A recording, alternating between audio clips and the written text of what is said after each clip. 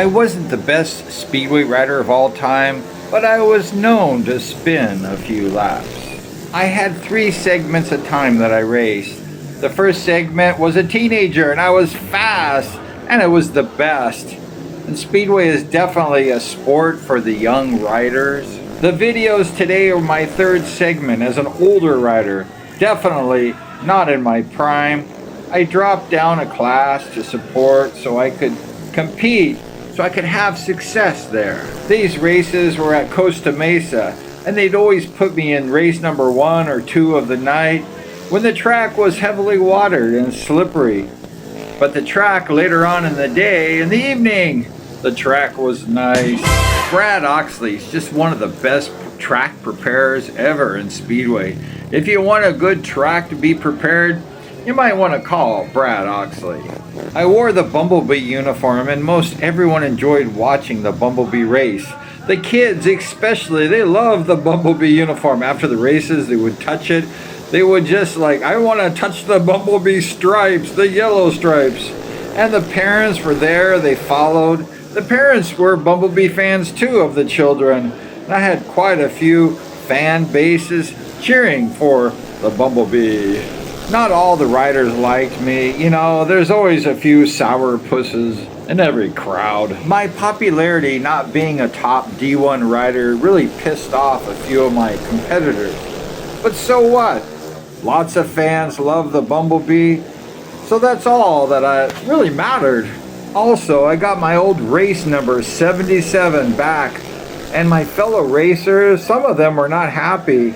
And they raced into Brad Oxley's office and they demanded an explanation of why I got my number 77 back.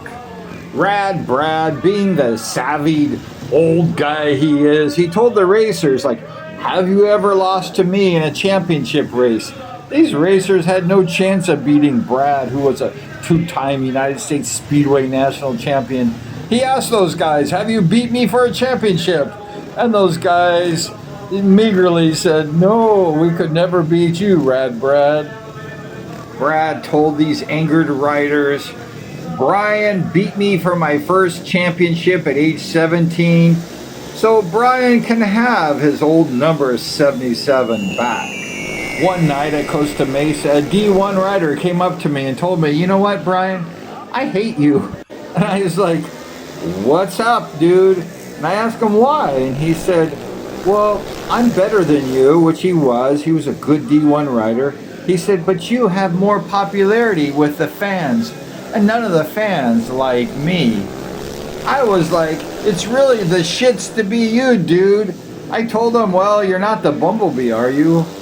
Even though I knew I couldn't be a top D1 rider, I was very serious about winning. You know, winning is everything to me, and when I didn't win, I was very unhappy.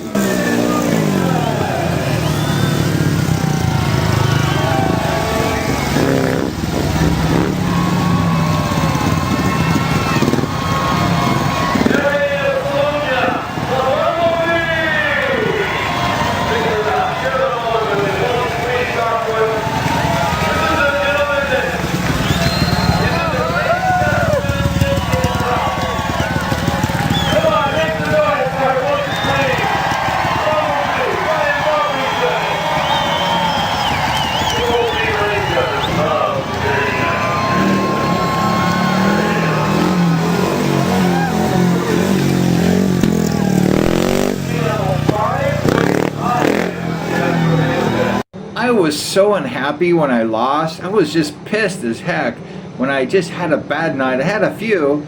I would go to the back gate guy that would have the lock there and I'd say, open that gate. I want to pack up my truck. I want to get out of here. I'm ready to go home and watch some Saturday Night Live. The bad part about that was the fans would go to the pits after the races looking for me, looking for an autograph, and I wasn't there. And beneath the Bumblebee uniform, there's a fierce competitor who hates to lose, but I should have been more compassionate for the fans who wanted to see me. One time at Costa Mesa, I had a 3 or 4 main event win streak, and that was pretty good. I They were saying like, move this guy to D1. And some of the fans started to boo me. They started to like tell me like, what are you doing in your support class? Because they were tired of me winning.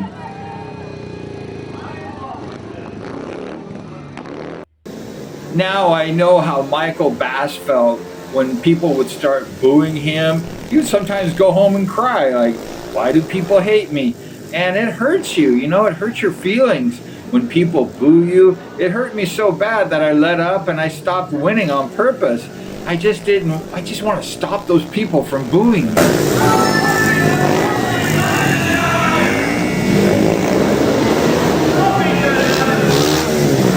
When I made my comeback, there was a few smaller riders that could go underneath me and knock me off. They would just bump me out. But I learned soon to use my height and weight and ride strong and make it difficult for them to push me off my line or to knock me off the lead.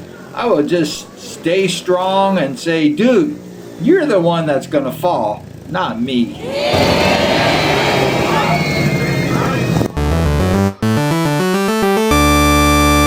Racing Speedway gets in your blood like a prize fighter. You just don't want to quit.